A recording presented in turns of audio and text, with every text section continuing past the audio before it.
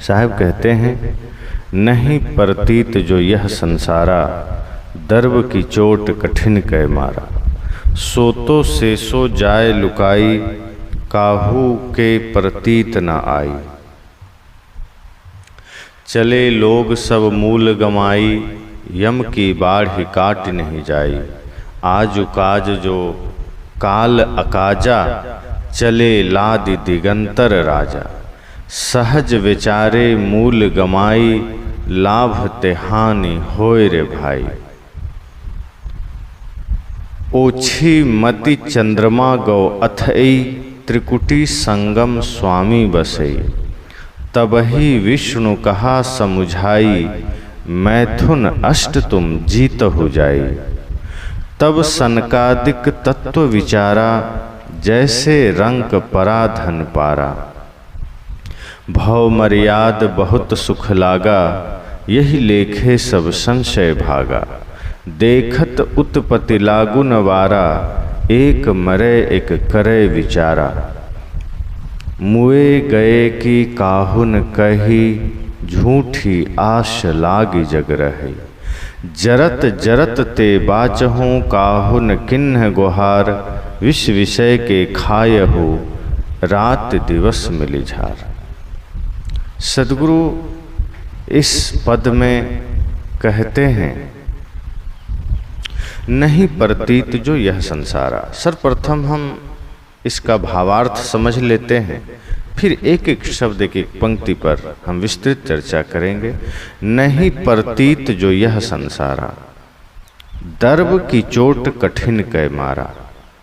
यहाँ दर्व का अर्थ द्रव्य से है। द्रव्य अर्थात धन, और धन की बात आ जाए, द्रव्य की बात आ जाए, संसार की बात आ जाए, इसका मतलब माया से है। साहब कहते हैं कि दर्व की चोट कठिन कै मारा।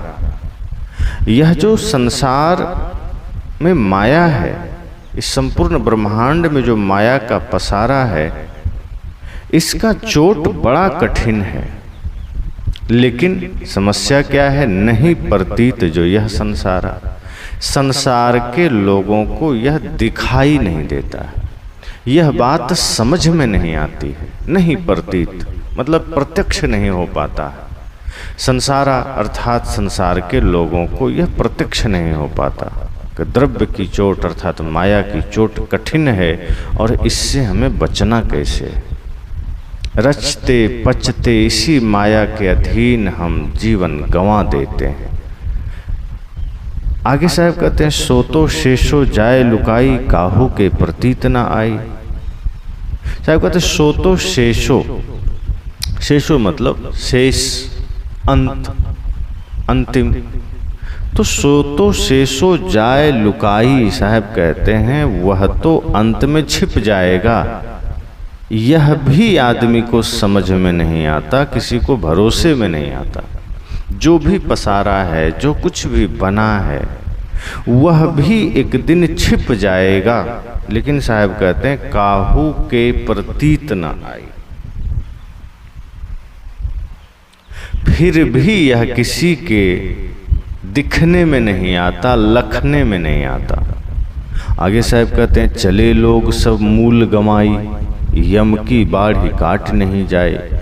साहब कहते हैं कि मनुष्य की मौलिकता है विवेक विचार से जीवन बिताना, परंतु माया के मोह में पड़कर लोग इसे खो देते हैं। लोग वासना के प्रवाह को काट नहीं पाते।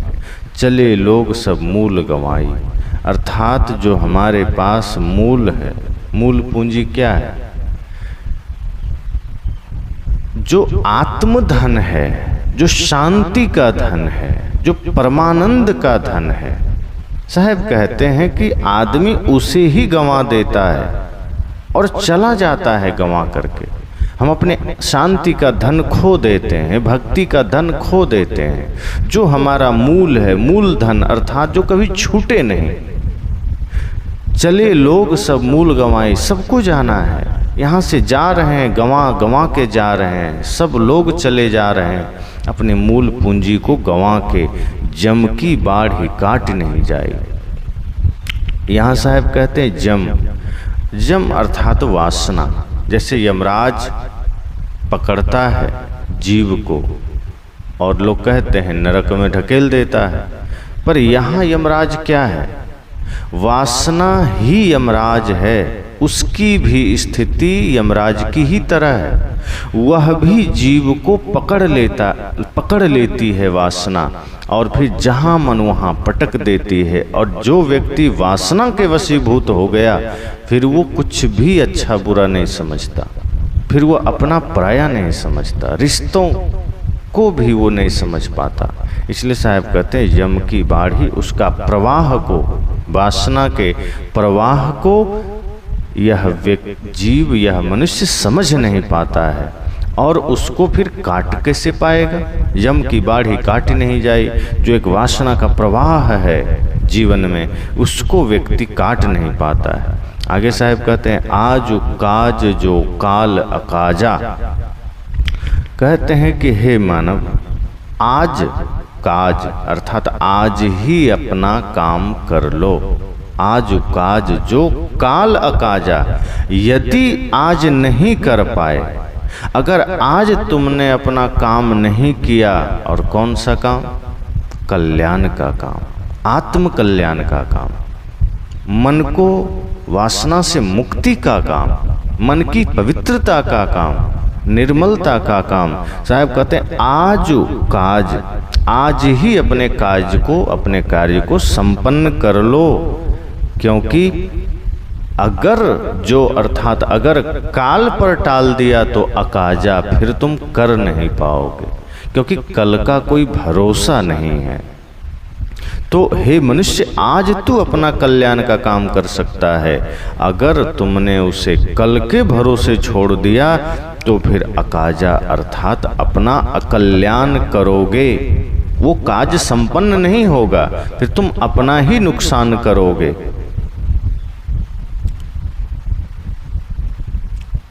यदि तू उसे कल के भरोसे छोड़ता है तो अपना अकल्याण करेगा। आगे साहब कहते हैं चले लादि दिगंतर राजा, कि संसार के बड़े बड़े राजे महाराजे सारी माया यहीं छोड़कर और केवल अपने कर्मों की गठरी लाद कर यहाँ से चले गए। आज काज जो काल अकाजा, चले लादि दिगंतर राजा, कि अगर आज अपना आत्म कल्याण का काम नहीं किया तो कल पर अगर अपने काम को छोड़ दिया तो अकाजा हो जाएगा, अकल्याण हो जाएगा, फिर अपना काम संपन्न नहीं होगा।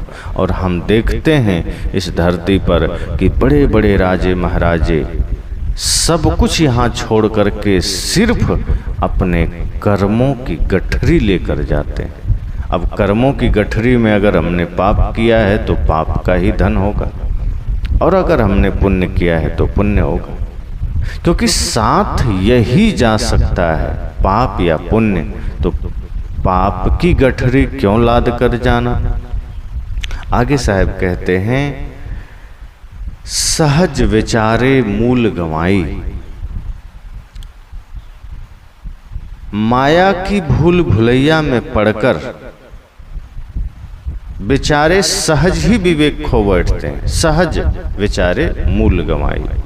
साहब कहते हैं कि माया की जो भूल भुलैया है, इसका जो इसकी जो चमक दमक है, इसका जो विस्तार है, उसमें हम अपना मूल, अपने विवेक, अपने ज्ञान को खो बैठते हैं। लाभ ते हानि होए रे भाई। अगर हम अपना विवेक खो बैठते हैं तो माया के चक्कर में इच्छा तो लाभ की होती है। ऐसा कोई व्यक्ति नहीं मिलेगा धरती पर जो माया में भी अगर पड़ा है तो वो वहाँ वो हानि सोचता होगा। यहाँ तक कि कोई चोरी भी करता है तो वो वहाँ लाभ सोचता है। लेकिन साहब कहते हैं लाभ ते हानि होए रे भाई। वहाँ लाभ नहीं होता है, वहाँ अपनी हानि हो जाती है। तो भूल भुलैया में पड़कर जब हम अपना विवेक खो देते हैं तो माया के लोभ लाभ के व्यामोह में पड़ने से आत्म कल्याण की हानि होगी। आगे साहब कहते हैं, ओछी मति चंद्रमा गौ अथई, त्रिकुटी संगम स्वामी बसई। योगी लोग मानते हैं कि परम तत्व का निवास त्रिकुटी के मध्य में रहता है। दोनों भवों के बीच के जगह को और ललाट से हल्का नीचे, इसे त्रिकुटी माना गया है। तो योगी लोग यह मानते हैं कि परम तत्व का जो निवास है, परमात्मा का, परम निधान का, वह इसी त्रिकुटी के मध्य में है और उसी को पाने के लिए वे योग साधना करते हैं। परंतु उनमें जिनकी बुद्धि मलिन रहती है, ओछी मति, ओछी मतलब मलिन, मति मतलब बुद्धि, जिसकी बुद्धि मलिन रहती है उनका मन विषयों में लीन हो जाता है। चंद्रमा गौ अथई, अर्थात चंद्रमा यहाँ मन से तात्पर्य है, उसका मन विषयों में, अथई मतलब समाप्त हो जाता है, लीन हो जाता है, उसी में लग जाता है। आगे साहब कहते हैं, तब ही विष्णु कहा समझाई, कि तब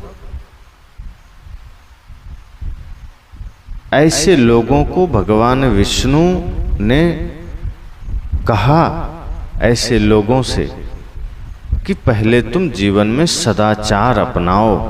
तब ही विष्णु कहा समझाई, मैथुन अष्ट तुम जीत हो जाए।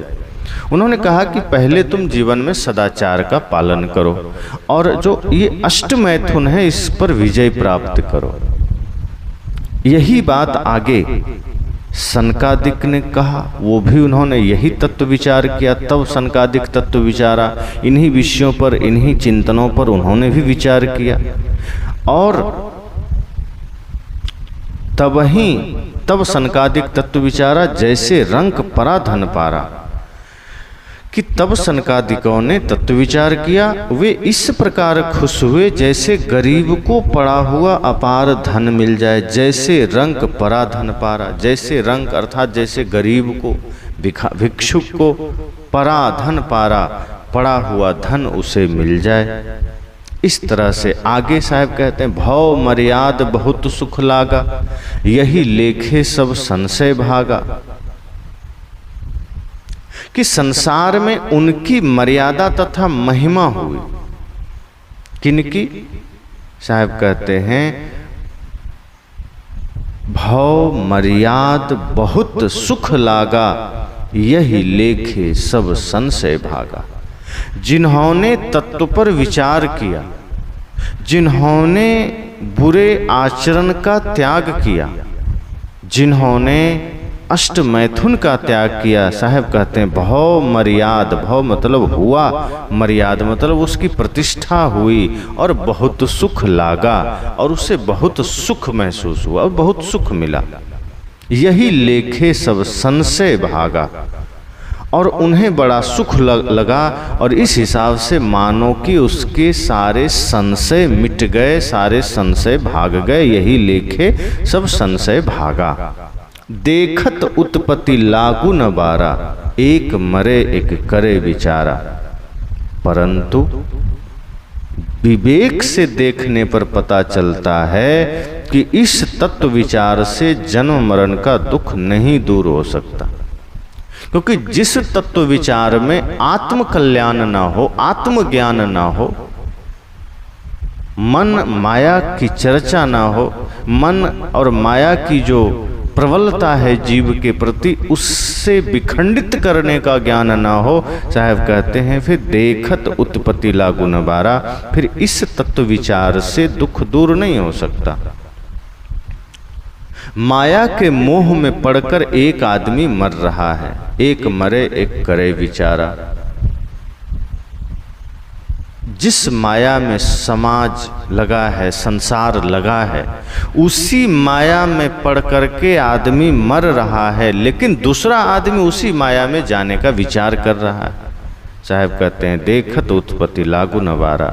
ये जो कुछ भी है देखने से पता चलता है कि इस तत्व चिंतन से, इस तत्व विचार से किसी का कल्याण नहीं हुआ, जन्म मरण का दुख दूर नहीं हुआ, बल्कि माया के मोह में पड़कर एक आदमी मरता जा रहा है और दूसरा उसी माया में उलझने के लिए सोच रहा है, तैयार हो रहा है। आगे साहब कहते हैं, मुए गए की काहुन कही, झूठी आस लागी जग रही। यह कोई नहीं बताता कि जो लोग माया मोह की भूल भुलैया में पड़कर मर गए, वे धोखे में चले गए। देखत मुए गए की काहुन कही, झूठी आस लागी जग रही। यह कोई नहीं कहता, जो मर के चला गया वो कैसे बताएगा कि हमने माया में झूठा मोह में पड़ा रहा, हम झूठी आसक्ति में पड़े रहे। जो व्यक्ति यहाँ से मर के चला जाता है, अगर कोई व्यवस्था हो उसके लौट कर आने का, वो जरूर बताएगा कि यहाँ तो हमने सब गंवा ही दिया, बाहर भी गंवा दिया, कुछ लेकर नहीं गए। पर कोई बताता नहीं है। जो लोग माया की मोह में, माया मोह की भूल भुलैया में पड़कर मर गए, वे धोखे में चले गए। और जो लोग जीवित रहते हैं, उनको जगत भोगों की झूठी आशा लगी रहती। अब जो जिंदा है, साहब कहते हैं, मुए गए की काहुन कही, जो मर गए वो फिर जाने के बाद वो कह नहीं सके माया मोह के उलझन को, माया मोह के झंझट को। और जो जिंदा हैं, वो झूठी आशा लगा करके माया के प्रति बैठे हुए हैं। साहब कहते हैं, जरत जरत ते बाचहु, काहुन किन्ह गुहार, विष विषय के खायहु, रात दिवस मिली झार। साहब कहते हैं, जन्म मरण के ताप में जलते जलते यह जीव बचने की भूमिका मानव शरीर में आता है। जरत जरत ते बाचहु, काहुन किन्ह गुहार। परंतु कोई सदगुरु की शरण में जाकर पुकार नहीं करता।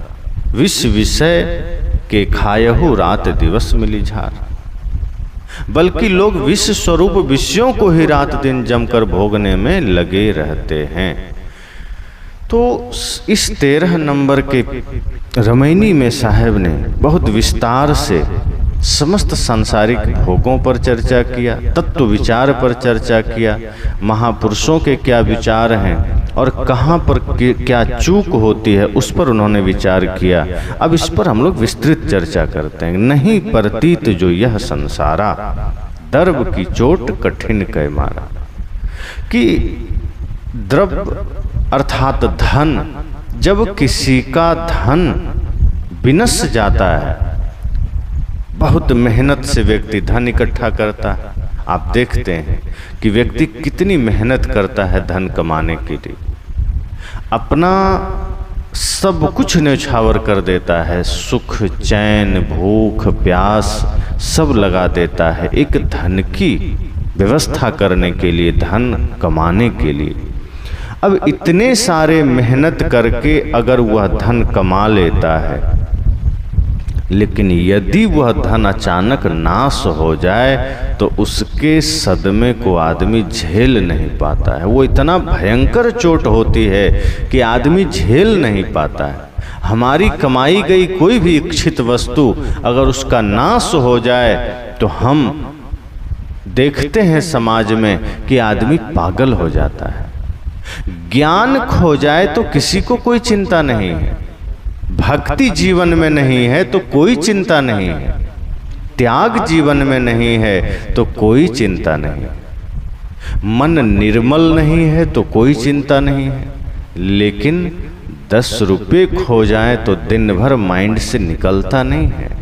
आदमी सोचता रहता है कि ओह कहाँ गिर गया, कहाँ चला गया, परेशान रहता है। 10 रुपये की तो छोड़िए, अगर कोई आदमी दिन भर दुकान करता है, शाम को हिसाब किया, अगर उसका 50 पैसे का भी हिसाब गड़बड़ हो रहा है, रात भर नींद नहीं आती है। क्यों गड़बड़ हुआ, क्यों इतना घाटा लगा? तो 50 पैसे 1 रुपये भी उसे चिंता में डाल देता है।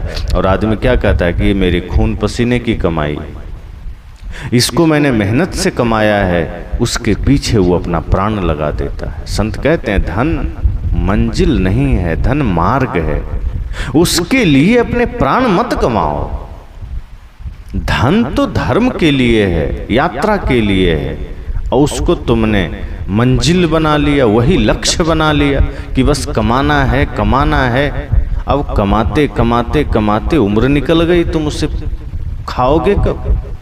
ये तो ऐसा ही है जैसे किसी आदमी के पास 90 रुपया है अब मान लीजिए किसी ने 90 रुपये कमा लिए, तो वो 90 रुपये का उपयोग नहीं करता है, वो 90 रुपये का सुख नहीं भोगता है। वो क्या करता है, वो कोशिश करता है कि 10 रुपया जोड़ लें तो 100 रुपया हो जाएगा। वो 90 को 100 करने में लगा है और इस चक्कर में 90 का सुख तो नहीं भोग पाता, 10 रुपये कमाने के चक्कर में और वो दुखी होते रहता है और उसी 10 रुपये के चक्कर में उसका 90 भी चला जाता है। एक घटना याद आई। एक सेठ था, सेठ क्या एक सामान्य आदमी था, तो उस साल अकाल पड़ गया। उसके खेत में अनाज तो पैदा हुए और लोगों का अपेक्षा ठीक ठाक हुआ, बाकी लोगों का तो पूरा ही डूब गया। तो उसके पास एक मैनेजर था, उसने कहा कि भैया बताओ, जितने अनाज हमारे हुए हैं, जितने ये धान पैदा हुए हैं, इसमें हम कितना दिन भोजन कर लेंगे? क्योंकि हर बार तो बहुत ज़्यादा मात्रा में होता था, हम बेच भी देते थे बहुत सारा। इस बार तो मुश्किल से खाने भर का हुआ है, पर हिसाब लगाओ कि क्या हम इसे साल भर खा तो लेंगे? तो मैनेजर बड़ा तेज तर्रार था, वो देखा कि ये 2-4 लोग मिलकर कितना दिन में इसे खा लेंगे जितना अनाज हुआ है। वो बारीकी से पूरा हिसाब किताब लगाया औसतन। तो उसने कहा, मालिक, जितना अनाज इस बार पैदा हुआ है, जितना धान पैदा हुआ है, इससे हम लोग साल के 364 दिन खा लेंगे, एक दिन के लिए नहीं है। सेठ सिर ठोक लिया, कहा ये तो बड़ा अनर्थ हो गया। 364 दिन बस खा पाएंगे, एक दिन क्या करेंगे? फिर एक दिन हमें तो मांगना पड़ जाएगा, खरीदना पड़ जाएगा। ये तो बड़ी बुरी बात है, बड़ी चिंता की बात है, बड़ी समस्या है। मैनेजर सुना तो उसको हैरानी हुई, उसे लगा कि 364 दिन का भोजन इसके पास है, फिर भी एक दिन के लिए चिंता कर रहा है। अरे तुम खाते चलो, 365वां दिन जब आएगा तो देखा जाएगा, तब का तब सोच लेना। ये आज ही चिंता में पड़ गया। अभी जो 364 दिन का भोजन सामने है, पहले उसे तो खा लो। क्या भरोसा कि तुम 365 दिन जी जाओगे? किसी का भरोसा है क्या? कल क्या होगा? एक जानवर भी कल की चिंता नहीं करता। उसे आज खाने दीजिए, खा के फिर पेट भर जाता है, उसी पर गोबर कर देता है। वो सोचता ही नहीं कल क्या खाएंगे, निश्चिंत है वो। लेकिन आदमी ऐसा मूर्ख है कि वो कल की सोच सोचकर आज का सुख खो देता है, आज की शांति खो देता है, आज का आनंद गंवा देता है। वही वो सेठ ने सोचा कि 365वां दिन हम क्या खाएंगे, क्योंकि 364 दिन का ही अनाज हमारे पास है। ये सुनकर के सबको हंसी आएगी कि 364 दिन खाता, 65वां तो ऐसे भी निकल जाएगा। लेकिन वो नादान, और ये नादान सिर्फ वो सेठ नहीं, हर कोई नादान है, हर कोई यही करता है। तो मैनेजर तो हंसने भी लगा कि कैसा पागल है, जिसके पास साल के 364 दिन का भोजन हो, वो 65वें दिन की चिंता में रो रहा है। पर वो सेठ, वो आदमी बड़ा चालाक था, हर जगह चालाकी करता था, हर जगह बुद्धि से काम लेता था, हर जगह बाजी मार लेता था। पर आज उसकी चालाकी अलग ही तरह की थी। उसने कहा, देखो मैनेजर, 364 दिन का भोजन है, तो एक दिन आगे कभी भूखा रहना पड़ सकता है। हो सकता है हम 65वां दिन भूखे रहें। तो ऐसा करते हैं कि आगे क्या, हम आज ही भूखा रह लेते हैं, सुबह से दिन भर नहीं खाएंगे तो 364 दिन बचेगा, फिर उतना में हमारा काम हो जाएगा, फिर कोई चिंता नहीं। मैनेजर ने कहा, भैया आगे का बात है, आगे देख लेना, आज क्यों मरे जा रहे हो? कहा, नहीं नहीं, हम आज ही भूखे रह लेते हैं, फिर हमारा पूरा मामला फिट हो जाएगा। अब कभी भूखा रहा नहीं था, संयम तो जीवन में था नहीं, वो भूखा रहने लगा। सुबह से 8-9 बजा, पेट में चूहे कूदने लगे। 10 बजा तो एकदम इतना परेशान हो गया, क्या करें, अब जिधर देखे भोजन ही भोजन नजर आए, कभी भूखा रहा ही नहीं था। 11-12 बजते बजते तो उसका एकदम चारों तरफ ध्यान सिर्फ अन्न पर ही जा रहा है कि अरे अब तो कुछ तो खाना पड़ेगा, अब तो रहा नहीं जाएगा। ऐसा सोचते सोचते जब 1-2 बजा तो दोनों पति पत्नी कहता है देखो ऐसा है, जीवन रहा तो कल देख लेंगे, आज तो कुछ खाना पड़ेगा। तो सेठ ने कहा नहीं, अनाज नहीं खाएंगे। अगर अनाज धान का चावल खा लिए, धान से चावल निकाल के बना करके, तो हमारा एक दिन भोजन कम पड़ जाएगा। तो सेठानी और तेज थी, उसकी पत्नी, उसने कहा ऐसा करो धान का चावल बनवा लो और उसमें जो भूसा निकलेगा हम लोग आज वही खा लेते हैं। तो भूसा खा लेंगे तो एक दिन हमारा कट जाएगा, भूख भी मिट जाएगी और 364 दिन हमारा बच जाएगा सुरक्षित। 65वां तो हम आज ही निकाल लेंगे। सेठ ने कहा वाह तुम तो बड़ी चालाक हो, हमसे भी ज़्यादा ज्ञानी, धन्यवाद। चलो थोड़ा ज़्यादा ही भूसा तुम खा लेना, हम थोड़ा कम खाएंगे। भूसा निकलवा के लाया। अब सोचिए भूसा खाने की चीज़ है, जानवर का शरीर और जानवर का मुख ऐसा बनाया जाता है कि वो खा भी लेगा, पचा भी लेगा, पर आदमी का शरीर भूसा के लिए नहीं बना है। अगर वो भूसा फाँक भी लेगा तो क्या दुर्गति होगी। लेकिन वो बूढ़ा बूढ़ी ने सोचा कि 365वां दिन हमारा भोजन की व्यवस्था नहीं होगी, तो आज ही पहला दिन ही हम भूसा खा के काम चला लेते हैं। पहले तो कोशिश किया भूखे रहने का, रहा नहीं गया, संयमी था नहीं, भोगी आदमी, रोगी था। बस उसने जैसे ही भूसा खाना शुरू किया, जैसे तैसे पहला मुट्ठी तो फाँक गया, दूसरा लिया तो वो कंठ में ही अटक गया। भूसा अटकेगा ही, भूसा है। कंठ उठ छिलते हुए पूरा किसी तरह वो पेट में गया और जब न तो धीरे से ऊपर आया न भीतर ठीक से जा रहा है, छिलते हुए पूरा अटक गया, सांस अटक गई और खांसते खांसते मुंह से ब्लड आया। क्योंकि भूसा तो कठोर होता है, उसका छिलका नुकीला होता है, वो जहाँ से जिधर से गया चिरते फाड़ते जख्म बनाते पेट में गया और धीरे से दोनों ओ करते हुए छींकते खांसते वहीं प्राण त्याग दिया, मर गया। वो पहला दिन उस भोजन को मेंटेनेंस करने के चक्कर में 365वां दिन को भोजन कैसे होगा इस चक्कर में पहला ही दिन प्राण गंवा दिया। 364 दिन का भोजन पड़ा रह गया। मैनेजर हंसने लगा कि देखो नादानों को, आराम से 364 दिन ये खाता, 365वां दिन तो ऐसे ही निकल जाता है, एक दिन का भोजन तो कहीं न कहीं बंद हो जाता। लेकिन नादानी इसकी देखो कि 365वां दिन का भोजन नहीं है, उस चक्कर में पूरा 364 इसका चला गया, बल्कि पूरी जिंदगी चली गई। यही तो हम कर रहे हैं। हमारे पास 90 रुपया है, हम 10 के चक्कर में पड़ जाते हैं कि किसी तरह 100 पूरा करें, और 100 पूरा होता है तो फिर हम 1000 पूरा करने में लग जाते हैं। 1000 पूरा हो गया तो हम 10,000 में लग जाते हैं, और किसी के पास 10,000 है तो सोचता है 1 लाख पूरा कर ले। किसी के पास 1 लाख आ गया, पहले सोचता था मेरे पास 1 लाख होगा तो हम इतने सुख से रहेंगे, शांति से रहेंगे, मस्त में होकर जिएंगे। लेकिन जब 1 लाख आ गया तो आदमी सोचता है किसी तरह 10 लाख कर ले, फिर करोड़ कर ले। साहब कहते हैं ये धन की लालसा, ये धन की चपेट बहुत खतरनाक है। हम इतनी मेहनत, इतनी तृष्णा से धन को इकट्ठा करते हैं, लेकिन वही धन हमारे लिए प्राण घातक बन जाता है। अगर वो विनश जाए, वो कम हो जाए तो हम इतनी चिंता में पड़ जाते हैं। 1 रुपये का नुकसान भी हम झेल नहीं पाते हैं। 1 रुपये का भी नुकसान लग जाए किसी दिन तो आदमी टेंशन में आ जाता है। साहब कहते हैं धन के प्रति हमारी इतनी लालसा है, और वही धन जब हमारा खो रहा है हम टेंशन में आ रहे हैं। लेकिन हमारी नैतिकता खो रही है, हमारा ज्ञान खो रहा है, हमारी भक्ति खो रही है, हमारा आनंद खो रहा है। आदमी क्या करता है, धन के चक्कर में पति पत्नी से लड़ लिया, बच्चे से लड़ लिया, भाई से लड़ लिया। धन के चक्कर में रिश्तों को भी ताक पर रख देता है। धन के चक्कर में आदमी सारे रिश्ते भुला देता है, अपना पराया हो जाता है।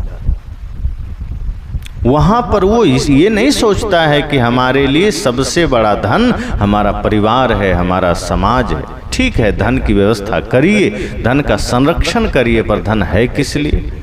धन है तो उपयोग करने के लिए, धन है तो सेवा करने के लिए। अब कमा लिया ढेर और बैंक में धर दिया, खेत खरीद के धर दिया और खा रहा है वही नमक रोटी। क्या मिला? धन बैंक में पड़ा पड़ा दूसरों के काम आ रहा है और तुम जी रहे हो नरक का जीवन। ये तो ऐसा ही है जैसे बाजार से नया कपड़ा लाया और शरीर में टाट पहन के घूम रहे हो। तो कपड़ा सिर्फ संदूक में रखने के लिए, कपड़ा सिर्फ गोदरेज में अलमारी में रखने के लिए। बढ़िया बढ़िया बाजार से फल लाया और खा रहे हो भूसा।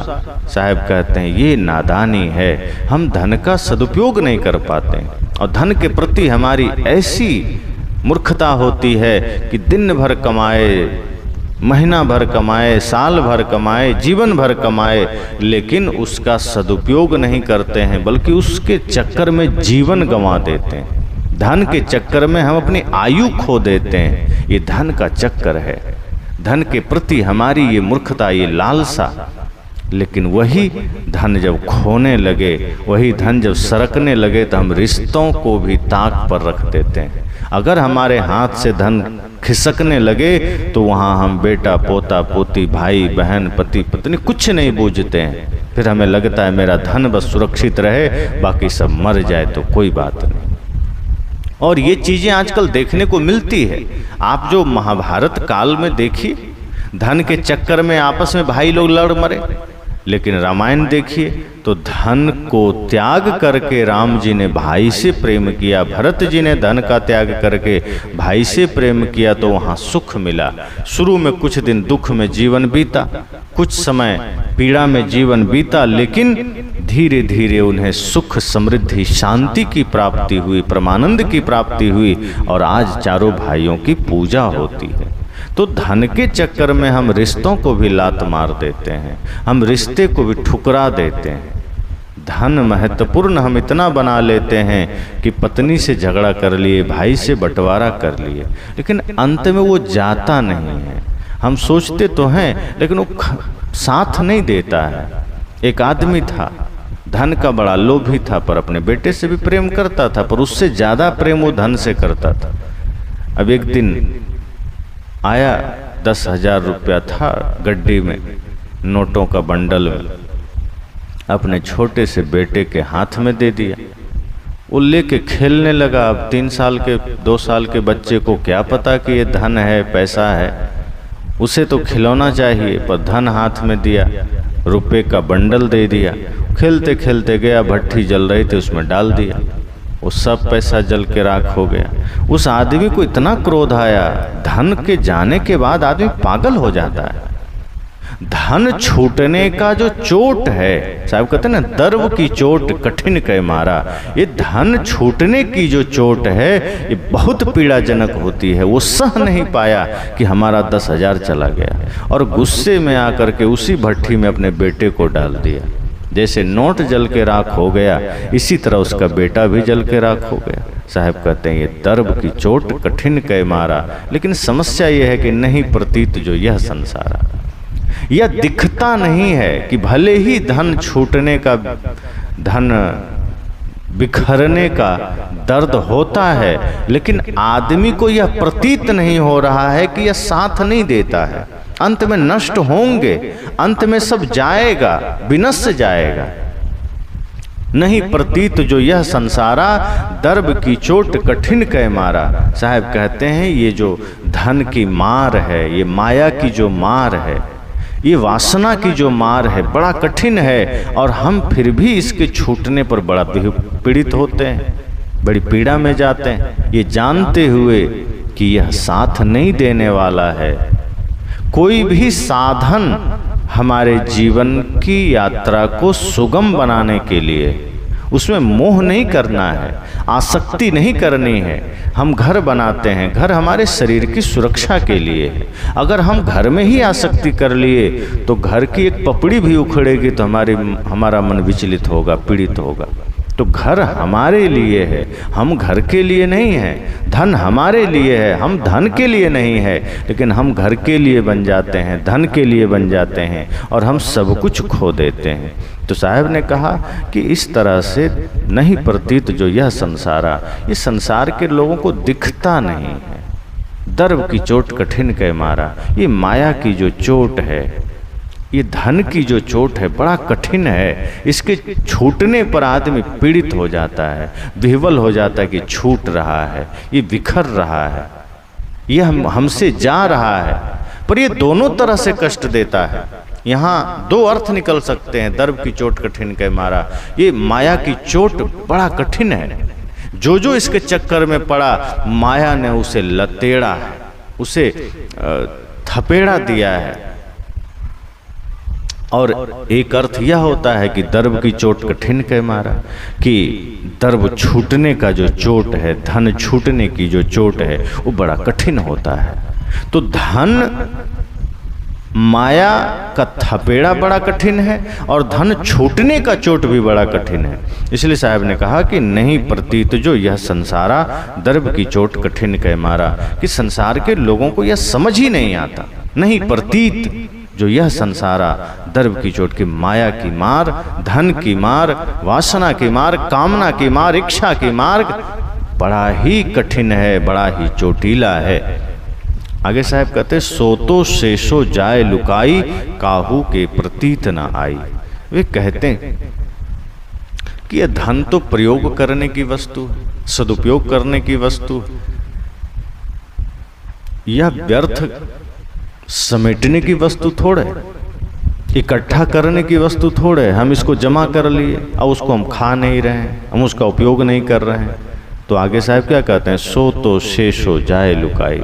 शेषो मतलब अंत में, लुकाई मतलब छिप जाएगा। अगर हमने धन का सदुपयोग नहीं किया, अगर हमने धन का सदुपयोग नहीं किया और साथ साथ अगर धन का इस्तेमाल हमने धर्म के कार्यों में नहीं किया, किसी भूखे को भोजन, प्यासे को पानी नहीं दिया, अगर हमने धन से किसी दीन दुखी, गरीब, लाचार, बेसहाय की सहायता नहीं की, तो क्या होगा? वो बैंक में पड़ा है, तिजोरी में पड़ा है, कहीं आपने उसे लगा दिया है। तो जब यमराज आएगा, जब प्राण इस शरीर से खींच कर ले जाएगा, तो साहब क्या कहते हैं, सो तो शेषो जाए लुकाई, कि अंत में वह यहीं छिप जाएगा, यहीं रह जाएगा, वो साथ में नहीं जाएगा, वो यहीं बिखर जाएगा। सो तो शेषो जाए लुकाई, वो यहीं बिखरेगा, यहीं छूटेगा, लेकिन काहू के प्रतीत ना आई। जो धन यहीं छूट जाएगा, जो पद यहीं छूट जाएगा, और तो और यह जो शरीर है यह भी यहीं छूट जाएगा, शरीर का रूप यहीं छूट जाएगा। साहब कहते हैं काहू के प्रतीत ना आई, लेकिन किसी को यह भरोसा नहीं होता है। मृत्यु शैया पर लेटा हुआ आदमी तो यह जान जाता है, वो समझ जाता है कि अब हमारा अंतिम समय आ गया। पर वही आदमी जब होश में था, अर्थात शक्ति संपन्न था, थोड़ा शरीर में बढ़िया जान थी, तब तक वह यही सोचता था कि अभी तो सब मेरा है, घर मेरा, धन मेरा, जमीन मेरी। लेकिन जब मृत्यु शैया पर लेट गया, तब उसे लगता है अब सब छूट रहा है। पर यह बात वहाँ घेरे हुए लोग देख रहा है कि उसका सब छूट रहा है। पर साहब क्या कहते हैं, सो तो शेषो जाए लुकाई, काहू के प्रतीत ना आई। अंत में सब छूटेगा, यह देखते हैं हम कि जो हमसे पहले वाले दादा परदादा चले गए, पड़ोसी कोई जा रहा है, उसका सब छूट रहा है, उसका नाम यही है, रूप यही है, पद यही है, धन यही है, मकान यही है, रिश्ते नाते यही हैं। वो यहाँ से चला गया, खाली हाथ चला गया, कुछ लेके नहीं गया। लेकिन यह देखते हुए हमें भरोसा नहीं होता है। वे सब अंत में नष्ट हो जाते हैं, लेकिन हमें उसका विश्वास नहीं होता। वाल्मीकि रामायण में बात आई है, सर्वे क्षयंता निचयाः पतनान्ताः समुच्छयाः संयोगा विप्रयोगान्ता मरणान्ता च जीवितम। वाल्मीकि रामायण में महर्षि वाल्मीकि जी कहते हैं सर्वे क्षयांता, अर्थात सारे संग्रहों का अंत विनाश में है। और वे कहते हैं सारी उन्नतियों का अंत पतन में है, सारे संयोगों का अंत वियोग में और जीवन का अंत मरण में है। सर्वे क्षयांता निचयाः पतनांताः समुच्छयाः संयोगा विप्रयोगांता मरणांतम च जीवितम। वाल्मीकि रामायण के में यह बात आई है। साहिब भी कहते हैं कि इसलिए आदमी अपने विनाश को नहीं रोक सकता है, धन को बिखरने से नहीं रोक सकता है। वो यह सोचेगा कि अंत में यह हमारा साथ देगा। साहब कहते हैं नहीं नहीं, सो तो शेष हो जाए लुकाई। वो अंत में जाना ही जाना है, अंत में छिपना ही छिपना है। भरोसा जितना जल्दी आप कर लें जीवन में शांति आ जाएगी। अगर हम यह भरोसा नहीं करते हैं, हमें यह विश्वास नहीं होता है, तो साहब कहते हैं फिर तो अपना सब खो गया। फिर तो आप चाहें ना चाहें हमारा सब कुछ नष्ट होगा, हम चाहें न चाहें खाली करना पड़ेगा। कहा है ना, जिंदगी ये किराए का घर है, एक न एक दिन बदलना पड़ेगा। मौत जब तुमको आवाज देगी, घर से बाहर निकलना पड़ेगा। चाहे ना चाहे, माने ना माने, घर छूटता है, धन छूटता है, पद छूटता है। साहब कहते हैं इसलिए भरोसा कर लेना चाहिए। आगे साहब कहते हैं क्योंकि मनुष्य एक विवेकशील प्राणी है, इसके भीतर एक विकसित बुद्धि है, लेकिन हम अपने उसी विकसित बुद्धि का दुरुपयोग करते हैं। उसी बुद्धि का हम सदुपयोग नहीं कर पाते हैं अच्छे कार्यों में। हम अपने मन को भक्ति में नहीं लगा पाते, हम विषयों में लगा देते हैं, धन में लगा देते हैं, माया में लगा देते हैं। साहब कहते हैं मननात् मनुष्य, मनन करने के कारण हम मनुष्य हैं। और हम मनन करते हैं क्या? हम चिंतन करते हैं? नहीं करते हैं। हम विवेक विचार नहीं करते हैं, हम समझ से काम नहीं लेते हैं। हम अपना अकल्याण करते हैं, हम अपना नुकसान करते हैं।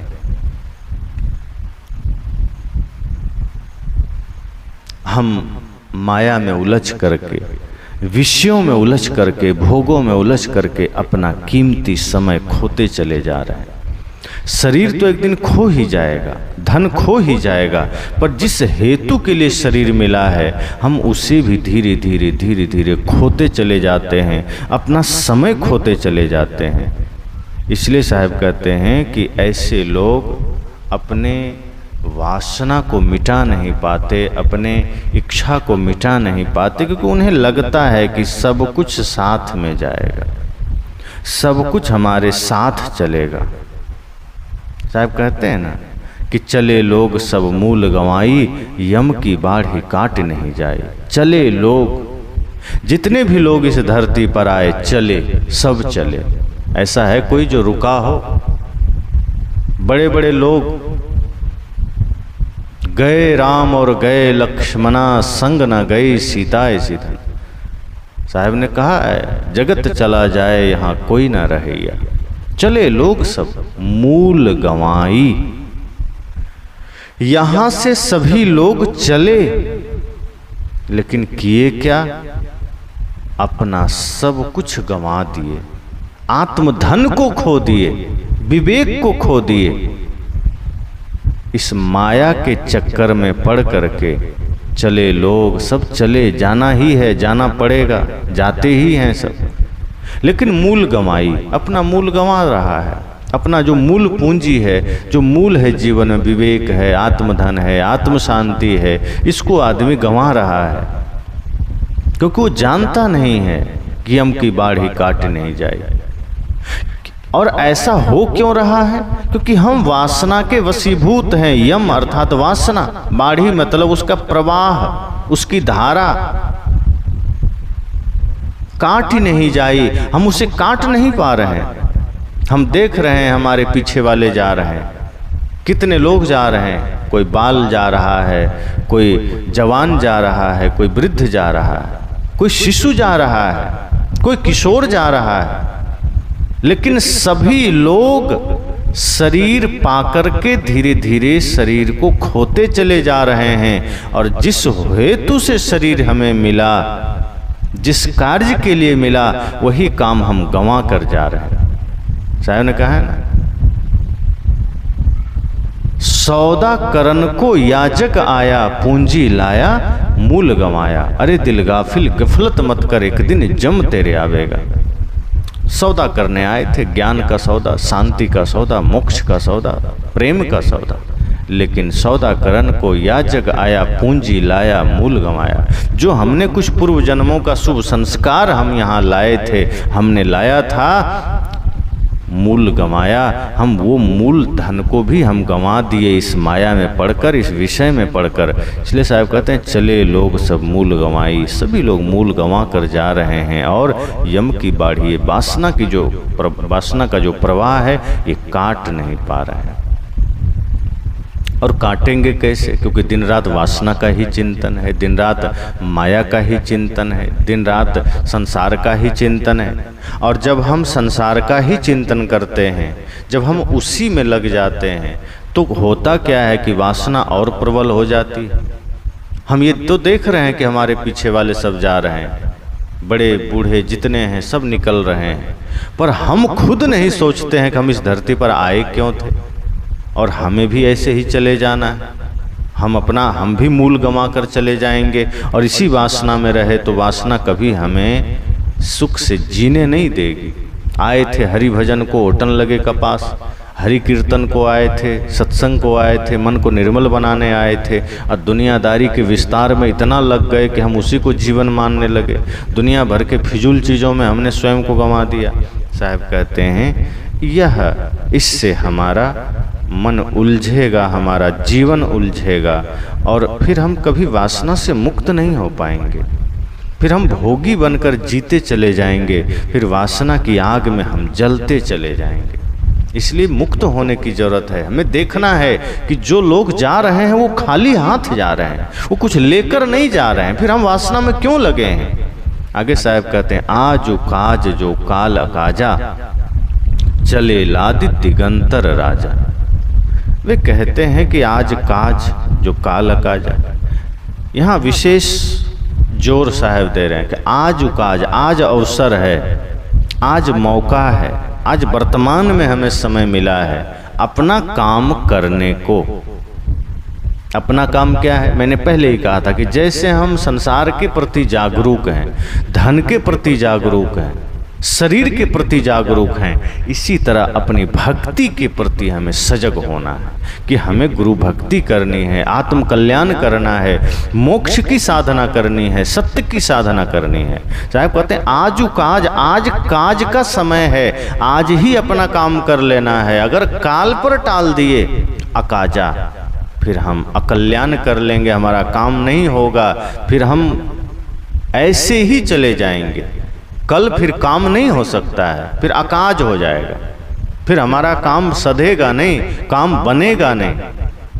आज काज जो काल अकाजा, अगर आज का समय हमने गंवा दिया, आज का समय हमने माया मोह में गंवा दिया, जैसे वर्तमान जो हमें मिला है यही अपने हाथ में है, हम करते क्या हैं? वर्तमान को हम खो देते हैं, हम भूत की चिंता में लग जाते हैं। आदमी जहाँ दो चार इकट्ठा हुआ, आप देखते होंगे, जहाँ चार आदमी बैठा वो भूत की चर्चा में लग जाएगा। हाँ हमारा ऐसा था, वैसा था, हम ऐसा पढ़े, ऐसा लिखे, ऐसा खाए, ऐसा पिए, ऐसा दुख में बीता, सुख में बीता, वहाँ गाली, वहाँ गलौज, वहाँ अच्छा, वहाँ बुरा, वहाँ प्रेम, वहाँ प्रसंग। इन्हीं चिंतनों में हम अपना समय खो देते हैं। ऐसा मिला, वो खाए, वो पिए, दुनिया भर की दुनियावी चीज़ों को याद कर कर के हम अपना वर्तमान खो देते हैं। अतीत की चर्चा कर के अतीत को याद कर कर के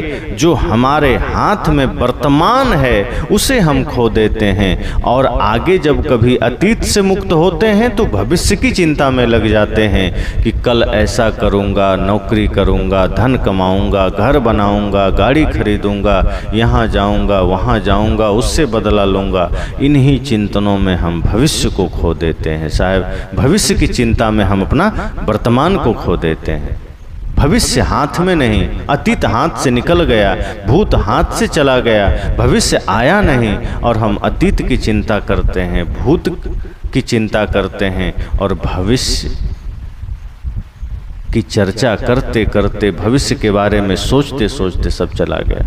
कई बार आदमी अतीत की चिंता में लग जाता है कि ओह मेरा बीता हुआ समय ऐसा हो गया, मेरा बीता हुआ समय वैसा हो गया। दिन रात सोच रहा है कि ऐसा क्यों हुआ, वैसा क्यों हुआ, उससे क्यों मिला, उससे क्यों बिछड़ा, वो क्यों खोया, मेरा धन खो गया, मैं किसी से मिला था वो बिछुड़ गया या बिछुड़ गई। यही सोचते सोचते उसकी चिंता में हम भूत को हम कुछ कर नहीं पाते हैं। भूत निकल गया, हम उसको बदल नहीं सकते, और ऐसे ही भविष्य की कल्पनाओं में लगे लगे लगे लगे हमारा जो वर्तमान का कीमती समय है हम उसे भी खो देते हैं। साहब कहते हैं आजू काज, इसलिए हे मनुष्य, हे प्राणी, चेत जाओ, सजग हो जाओ, जाग जाओ। आज का समय हाथ में है। आज जो वक्त मिला है उसी में कल्याण कर सकते हो, उसी में आत्म शांति की साधना कर सकते हो।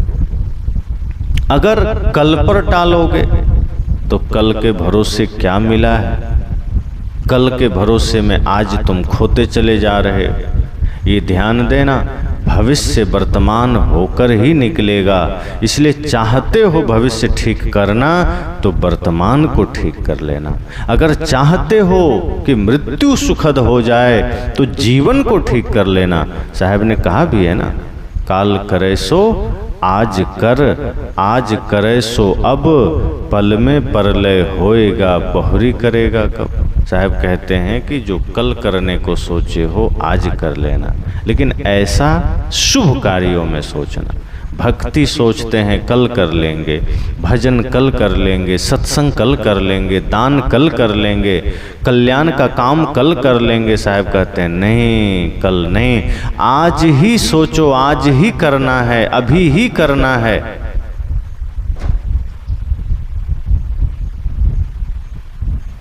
इसी क्षण करना है। अगर कल पर टाले आज निकल जाएगा, आज गुजर जाएगा। काल करे सो आज कर, अच्छी चीजों को कभी कल पर मत टालो, आत्म कल्याण के कार्य को। हाँ, अगर कल पर टालना है तो बुराई को टाल दो कि गाली कल दे देंगे, क्रोध कल कर लेंगे, चोरी कल कर लेंगे, हिंसा कल कर लेंगे, नशा कल कर लेंगे। और जब हम गलतियों को कल पर टालने लगेंगे तो एक समय ऐसा आएगा जो हमारा जीवन पूरा गलतियों से मुक्त हो जाएगा, सब तरफ से हम वेदाग हो जाएंगे। लेकिन साहब कहते हैं हम ऐसा नहीं करते। हम अच्छे कार्यों को तो कल पर टाल देते हैं, लेकिन बुरे कार्यों को हम इसी क्षण करते हैं। हिंसा अभी ही कर रहे हैं, चाहे वाचिक हिंसा हो, चाहे मानसिक हिंसा हो, चाहे कायिक हिंसा हो। वाचिक हिंसा क्या है? हम किसी को बुरा भला कह देते हैं, गाली गलौज कर देते हैं, कठोर बोल देते हैं। साहब कहते हैं वो भी हिंसा है। और मानसिक हिंसा क्या है? मन से किसी के लिए बुरा सोच रहे हैं, मन से किसी के लिए गलत सोच रहे हैं। सद्गुरु कहते हैं ये भी हिंसा है और भयंकर हिंसा है। ये तो शरीर की हिंसा से भी कठोर है, क्योंकि इसी से मन हमारा बुरा बनता है। और शारीरिक हिंसा है, अपने हाथों से हम किसी को प्रताड़ना देते हैं, किसी को मारते हैं, प्रताड़ित करते हैं, जान से मारते हैं। तो इस प्रकार से हम अपने बुराइयों को कल पर टालें, अच्छाइयों को ना टालें। आज ही कर लें शुभ काम तो काल करे सो अब, आज कर, आज करे सो अब। और जिन चीज़ों को हमने सोचा है कि आज कर लेंगे, साहब कहते हैं उसे अभी कर लो। उसको भी ये मत सोचो कि चलो शाम में कर लेंगे या किसी समय कर लेंगे, अभी कर लेंगे। पल में परलय होएगा, बहुरी करेगा कब। साहब कहते हैं पल भर में ही परलय हो जाता है।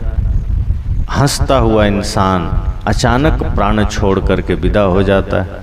अच्छा भला सब कुछ चल रहा होता है कि अचानक एक्सीडेंट हुआ, पूरा माहौल बदल जाता है। सब कुछ सही है, अचानक भूकंप आया, पूरा हजारों लोग धरती में समा जाते हैं। पल में परलय हो रहा है।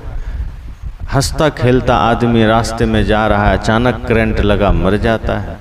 किसी भी तरह हार्ट अटैक आया, आदमी मर जाता है। साहब कहते हैं पल में परलय होएगा तो बहुरी करेगा कब? फिर कब करोगे? फिर पता नहीं दोबारा मनुष्य शरीर कब मिले। ये अवसर बड़ा सुंदर मिला है, ये समय बड़ा सुंदर मिला है। कल मिले न मिले कौन जानता है।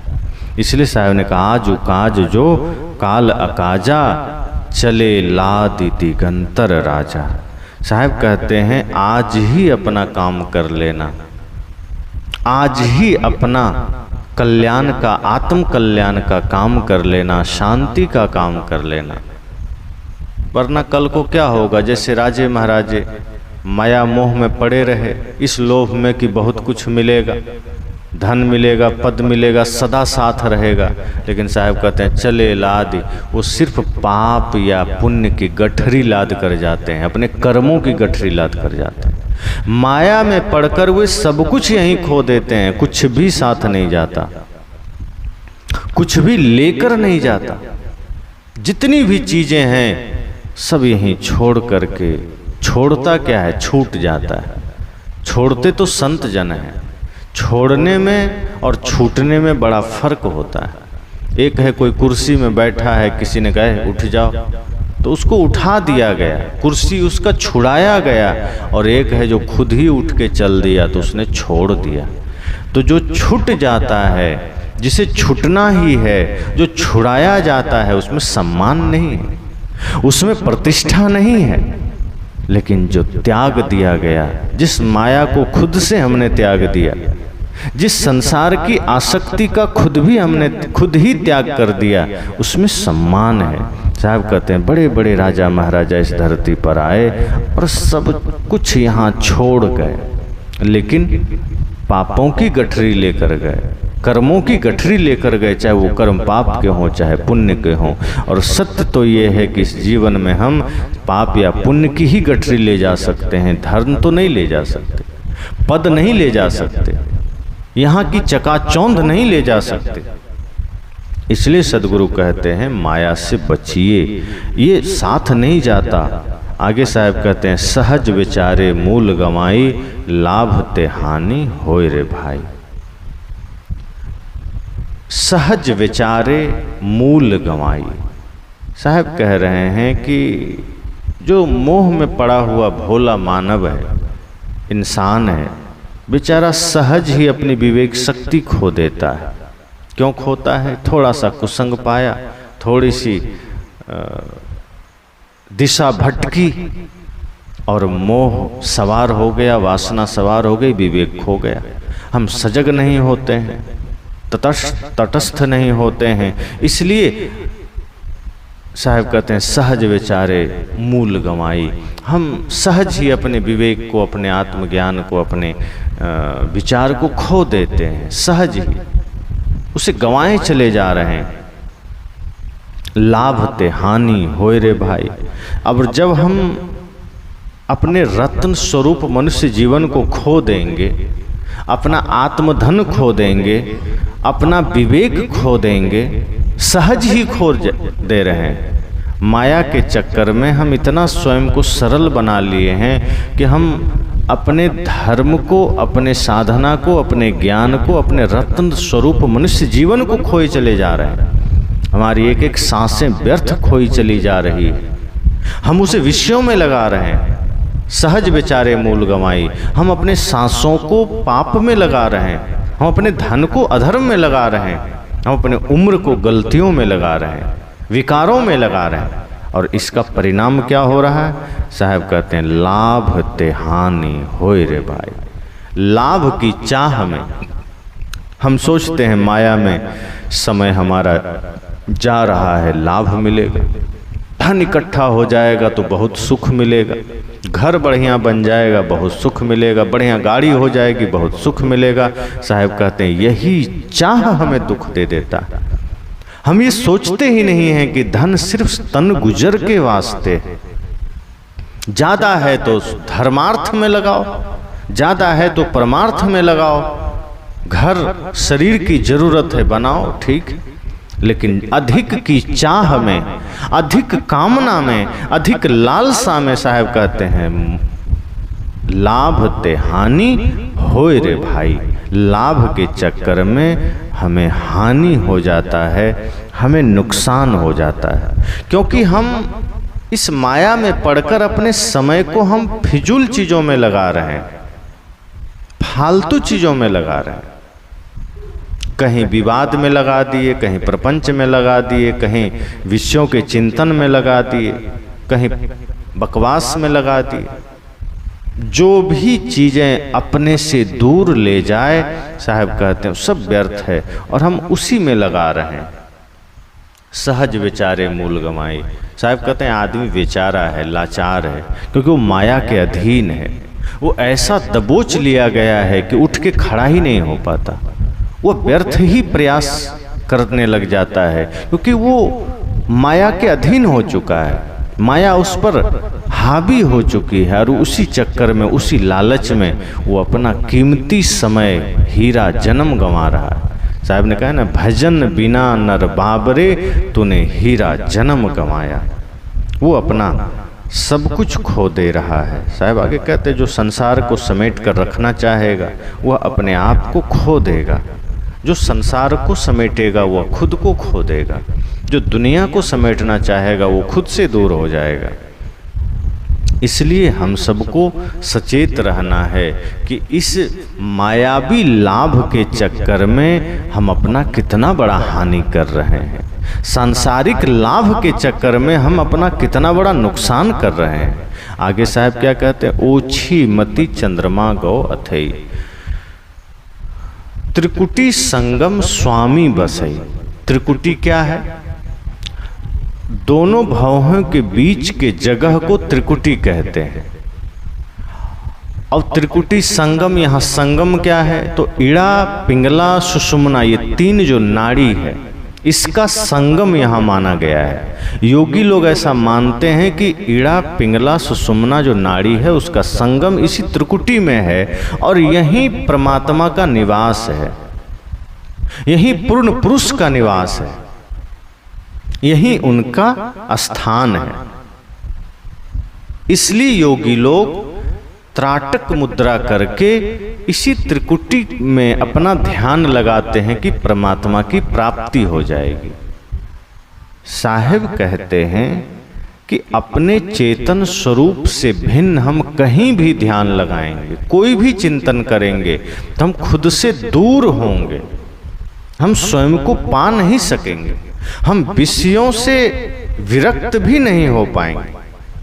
हाँ, इतना जरूर हो सकता है कि उस त्राटक से, उस त्रिकुटी में ध्यान लगाने से थोड़ा समय के लिए मन शांत हो सकता है, संसार से मुड़ सकता है। लेकिन जब तक हमारी दिशा सही नहीं है, मंजिल सही नहीं है, जब तक हमारा लक्ष्य सही नहीं है तो फिर हम शांति नहीं पा सकते, हम मोक्ष नहीं पा सकते। इसलिए साहब कहते हैं ओछी मति चंद्रमा गौ अथई, ओछी बुद्धि वालों का चंद्रमा डूब जाता है। ओछी मति चंद्रमा गौ अथई, अथई मतलब डूब गया, छिप गया, रुक गया।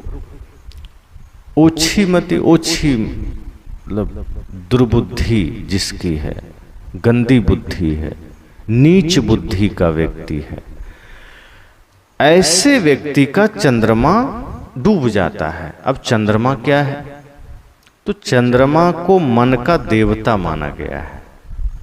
अतः चंद्रमा से यहाँ अर्थ मन है कि जिसकी बुद्धि ओछी है ऐसे लोगों का मन डूब जाता है।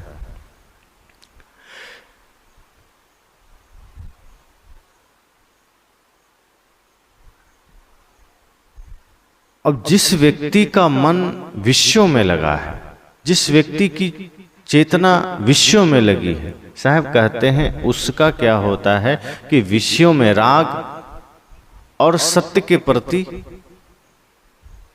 त्याग। सत्य से हम विमुख हो रहे हैं, ध्यान से हम विमुख हो रहे हैं, भक्ति से हम विमुख हो रहे हैं, लेकिन दुनियादारी में हम मन को लगा रहे हैं, कामना में मन को लगा रहे हैं, विषयों में मन को लगा रहे हैं। ऐसे लोगों का क्या होता है, ओछी मति चंद्रमा गौ अथई। फिर ऐसे लोगों का जो मन है वो डूब जाता है। त्रिकुटी संगम स्वामी बसई, क्योंकि हम स्वयं से दूर भाग रहे हैं। हम त्रिकुटी में ध्यान तो लगा रहे हैं, हम इड़ा पिंगला सुषुम्ना नाड़ी में ध्यान को तो लगा रहे हैं, त्राटक कर रहे हैं, लेकिन हम स्वयं से दूर हैं, क्योंकि हम उसे ही परमात्मा मान रहे हैं। अगर हमने एक ध्यान की इस साधारण सी विधा को हमने लक्ष्य मान लिया तो इसका मतलब है कि हम रास्ते में रह जाएंगे, हम फिर वहाँ तक नहीं पहुँचेंगे, और फिर धीरे धीरे हमारा मन हमें डुबा देता है, हमें गिरा देता है। साहब कहते इसलिए लक्ष्य महान बनाइए, लक्ष्य को ऊंचा बनाइए, अर्थात हम अपना लक्ष्य त्रिकुटी और ये बिंदु, ये ध्यान से यहाँ वहाँ न लगाएं। हम यह सोचें कि ध्यान मन को निर्मल करने का साधन है, ध्यान मन को एकाग्र करने का साधन है, ये परमात्मा नहीं है। हम आंख बंद करते हैं, जो लाल पीला नीला दिखता है, तो ये मन को रोकने का साधन है, ये परमात्मा नहीं है। ये कोई अमर ज्योति नहीं है, अखंड ज्योति नहीं है। कानों को बंद करके जिस ध्वनि को हम सुनते हैं वो हमारे शरीर में जो रक्त प्रवाह है नस नाड़ियों में, उसकी ध्वनि है। ये कोई नाद नहीं है, अनहत नाद नहीं है। सांसों पर जो हम मन को ठहराते हैं, यह सिर्फ सांस के द्वारा मन को साधने की विधा है। इसी तरह से जो हम त्राटक करते हैं, त्रिकुटी संगम अर्थात जहाँ ईड़ा पीड़ा सुषुम्ना नाड़ी का संगम है, जहाँ हम मन को केंद्रित करते हैं, मन को ठहराते हैं, यह परमात्मा नहीं है। ऐसा करके हम धीरे धीरे स्वयं से दूर हटते हैं। फिर हमारा मन हमें विषयों में लगाता है, कामनाओं में लगाता है, क्योंकि जब सत्य की परख नहीं होगी, जब परम ज्ञान की परख नहीं होगी, तो कितना भी हम ध्यान करें, मन हमारा विषयों में ही जाएगा और फिर मन हमें डुबाएगा। साहब ने क्या कहा, ओछी मति चंद्रमा गौ अथई त्रिकुटी संगम स्वामी वसई। मतलब ऐसे लोग यही करते हैं, योग साधना करते हैं, त्राटक करते हैं, ध्यान लगाते हैं, त्रिकुटी के माध्यम से सत्य को पाना चाहते हैं, परंतु उनमें से जब हमारी मलिन बुद्धि होती है, मलिन मन होता है, तो वो त्राटक काम नहीं करता है, फिर मन डूब जाता है। इसलिए साहब आगे कहते हैं कि ऐसे लोगों के लिए जो सिर्फ ध्यान त्राटक कर रहे हैं, जो सिर्फ बाहर की ओर अपना ध्यान, अपना मन को लगा रहे हैं, साहब क्या कहते हैं, तब ही विष्णु कहा समझाई। तो ऐसे लोगों को विष्णु ने समझा कर कहा। अब प्रश्न हो सकता है कि विष्णु भगवान तो खुद ही शादीशुदा हैं, वो तो खुद भोगों में लगे हैं, वो कैसे ज्ञान दे सकते हैं। साहब कहते हैं सच्चा ज्ञान कोई भी दे सकता है। अगर कोई सदगृहस्थ भी है, अगर कोई परिवार में रहते हुए साधना में जी रहा है, तो कोई भी व्यक्ति सही रास्ता दे सकता है। एक सदगृहस्थ एक विरक्त को भी रास्ता दिखा सकता है, अगर विरक्त भटक रहा है। और कहीं कहीं तो बात आई भी है, रजोगुणी ब्रह्मा तमोगुणी शंकर सतोगुणी हरि होई। तो हरि को, विष्णु को सतोगुण का प्रतीक माना गया है, अर्थात जो व्यक्ति सतोगुण प्रधान है, जिसमें सत्य की प्रधानता है, वो विष्णु रूप है। और ऐसा व्यक्ति अगर हमें कुछ समझाता है, कुछ बताता है कि तब वही विष्णु कहा समझाई, मैथुन अष्ट तुम जीत हो जाए। तो अगर ऐसे व्यक्ति हमें ज्ञान देते हैं तो साहब कहते हैं कि कोई दिक्कत नहीं है, क्योंकि ऐसे व्यक्ति का ज्ञान फिर अच्छा ही है। और विष्णु जी ने साधकों को कौन सा ज्ञान दिया?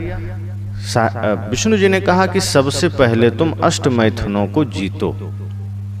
तो अष्ट मैथुन क्या क्या है? स्मरणम, कीर्तनम, केलिह, प्रेक्षणम, गुह्य भाषणम, संकल्पो अध्यवसायश्च, क्रिया निष्पत्तिरेव च। दक्ष स्मृति में यह बात आई है। विष्णु जी ने कहा कि सबसे पहले विषय का स्मरण, जो कामना मन में है, जो संसार की आसक्ति मन में है, जो संसार के प्रति आकर्षण मन में है विषय का, तो विष्णु जी ने कहा कि सबसे पहले इसका जो स्मरण मन में चल रहा है इसका त्याग कर दो। उसके बाद विषय प्रशंसा, जैसे विषय की प्रशंसा, जो भी विषय रूप है, माया रूप है, कामना रूप है, हम उसकी प्रशंसा करने लगते हैं। तो जैसे ही हम विषय की प्रशंसा करते हैं मन वहां अटकने लगता है, मन उसमें जाने लगता है। फिर विषय की प्रशंसा हमें आकर्षित करती है, हमें बांधती है। तो विष्णु जी ने कहा कि विषय का स्मरण मत करना, विषय की प्रशंसा मत करना और विषयोत्तेजक क्रीड़ा मत करना। ऐसी क्रीड़ा जो हमें उत्तेजना से भर दे, ऐसी क्रीड़ा नहीं करनी।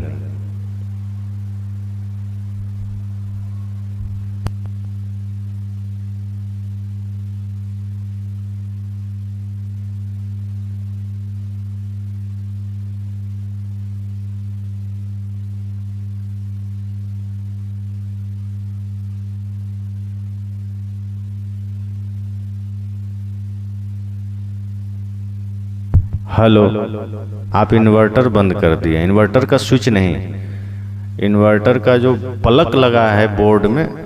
हाँ, हेलो। तो मैंने कहा कि विष्णु जी समझा रहे हैं, तब वही विष्णु कहा समझाई मैथुन अष्ट तुम जीत हो जाए। तो विष्णु जी किसको समझा रहे हैं? वो लोग जो सिर्फ त्रिकुटी में ध्यान लगा रहे हैं, जो मन को विषयों में लगा रखे हैं और सोचते हैं कि त्रिकुटी में ध्यान लगाने से मोक्ष मिल जाएगा। तो साहब कहते हैं कि विष्णु जी ऐसे लोगों को समझा रहे हैं कि तब वही विष्णु कहा समझाई मैथुन अष्ट तुम जीत हो जाइए। सबसे पहले तुम ये जो अष्ट मैथुन है इसका त्याग करो। इस अष्ट मैथुन का त्याग करो। अष्ट मैथुन क्या है? विषय स्मरण, विषय प्रशंसा, विषय से संबंधित जो भी चीज है उसका स्मरण मत करो और उसकी प्रशंसा मत करो। कई लोग कहते हैं वाह क्या सुंदर रूप है, वाह क्या मकान है, क्या दुकान है, क्या सुंदर गाड़ी है, क्या सुंदर स्त्री है। विष्णु जी कहते हैं ये विषयों की प्रशंसा भी मत करना और विषयोत्तेजक क्रीड़ा मत करना। ऐसी कोई भी क्रीड़ा मत करो जिससे विषय की उत्तेजना बढ़े। उसके बाद कहते हैं विषयाशक्ति पूर्वक देखना, किसी चीज को आकर्षण में देखना, विषय में भर के देखना, ये भी नहीं करना है। विषयों के प्रति गुप्त वार्ता, और जहाँ इकट्ठे हुए तो संसार की चर्चा में लग गए, शादी विवाह की चर्चा में लग गए, स्त्री पुरुष की चर्चा में लग गए, माया की चर्चा में लग गए, दुनियादारी की चर्चा में लग गए। विष्णु जी कहते हैं ये वार्ता भी नहीं होनी चाहिए। विषय संकल्प, और ऐसा कोई संकल्प ना हो जिसमें विषय समाया हुआ हो, वासना समाई हुई हो। विषयों के लिए निरंतर यत्न तथा स्थूल विषय क्रिया, किसी भी प्रकार का क्रिया जो विषय से संबंधित हो ये नहीं करना है। तो ये अष्ट मैथुन है। जब इसका हम त्याग कर देते हैं तो उसका मन साधना में लगता है, तब उसका मन त्रिकुटी में भी लगेगा। पर अगर हमारा मन गंदा है, अपवित्र है, और हम कितना भी त्राटक करें नहीं होगा। इसलिए विष्णु जी ने कहा कि तब ही विष्णु कहा समझाई। विष्णु जी का संदेश दक्ष स्मृति में आया कि तब हमें अपने भीतर से ये सारे अष्ट मैथुन का त्याग कर देना है, इसको निकाल देना है। तब क्या होगा? जब विषयों का चिंतन मन से निकल जाएगा, विषयों का स्मरण मन से निकल जाएगा, विषयोत्तेजक क्रीड़ा मन से निकल जाएगी, विषय की चर्चा निकल जाएगी। इस प्रकार जब अष्ट मैथुन का हम त्याग कर देंगे तो मन मलिन नहीं रहेगा, फिर हमारा मन साधना में लगेगा। और इसलिए जब इस प्रकार के ज्ञान हमें कोई सतोगुणी व्यक्ति दे दे, कोई समझदार व्यक्ति दे दे, कोई ज्ञानी पुरुष दे दे, तो हमें उसे आत्मसात करना चाहिए। ये नहीं कि हाँ ये कैसे दे सकता है। कई बार होता है कि हम बहुत साधना में होते हैं, हालांकि वो बाहरी साधना होती है, हम भीतर से साधना में हो नहीं पाते हैं। आप सब भी देखते हैं, कई बार कोई आदमी बढ़िया सत्संग कर रहा है, बढ़िया सब उसका जीवन चल रहा है, प्रवचन कर रहा है, लेकिन कोई थोड़ा सा छोटा या साधारण आदमी उसको कुछ सुना दे, कुछ समझा दे कि हाँ आप ऐसा करते हैं, आपको थोड़ा ये चीज़ कर लेना चाहिए, आपका ध्यान ठीक नहीं है, आपका सत्संग ठीक नहीं है, या फिर कह दिया कि इसको इस तरीके से करिए, वो तुरंत कहता है तुम मुझे सिखाओगे, हम इतना दिन से सत्संग कर रहे हैं, हम इतना दिन से ये कर रहे हैं। साहब कहते हैं यही रजोगुण है, यही तमोगुण है। ये नहीं सोचना है कि कोई छोटा हमें कैसे सिखा दिया, विनया बनत हो जाना है कि वाह कोई तो हमें सही राय दे रहा है। अगर हम कोई चीज़ जान रहे हैं, पहले से पता है, फिर भी किसी ने कह दिया तो क्या दिक्कत है, विनम्रता से सुन लेना है कि नहीं ठीक है आपने बहुत अच्छा कहा। अगर सटीक बात है तो स्वीकार कर लेना है, नहीं सटीक है तो सिर्फ सुन लेना है। इसलिए साहब कहते हैं कि अगर ये कोई सतोगुणी व्यक्ति हमें आत्मकल्याण की बात बताए, विषयों से विरक्ति की बात बताए, तो हमें उसे सुनना चाहिए, हमें उसमें लगना चाहिए। तब सनकादिक तत्व विचारा, जैसे रंक पराधन पारा। आगे साहब कहते हैं कि इस संदेश को मान करके, विष्णु जी का यह राय सुन करके, मान करके, सनकादिकों ने भी, सनक, सनंदन, सनातन, सनत कुमार ने ब्रह्मचर्य का पालन किया और इस पर तत्व विचार किया, समझा, बूझा, इस अंतिम सत्य को जाना। और जब इस सत्य को उन्होंने जाना, विषयों से विरक्ति को जाना, परमानंद को जाना, तो ऐसा लगा जैसे रंक परा धन पारा। जैसे किसी रंक को पड़ा हुआ धन कहीं मिल जाए, अचानक किसी भिखारी को अचानक बहुत सारा धन मिल जाए तो उसको कितनी खुशी होगी, सोच भी नहीं सकते। तो वही कहते हैं कि तब सनकादिक तत्व विचारा, जैसे रंक परा धन पारा। तब सनकादिक ने भी विष्णु जी के इस बात पर विचार किया, समझा और ब्रह्मचर्य का पालन किया। हालांकि वो पहले से ऋषि थे, लेकिन ये बातें, ये विचार उनके मन में इतनी दृढ़ हो गई कि उन्होंने जीवन भर उस संकल्प को ले लिया, जीवन भर के लिए उस तत्व चिंतन को अपने जीवन में धारण कर लिया। और यह करने के बाद सनकादिक इतने प्रसन्न हुए जैसे उन्हें कहीं से गड़ा हुआ धन मिल गया।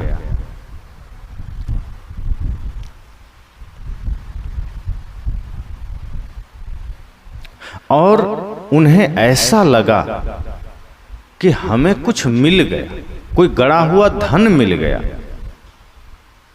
तब सनकादिक तत्व विचारा, जैसे रंक परा धन पारा।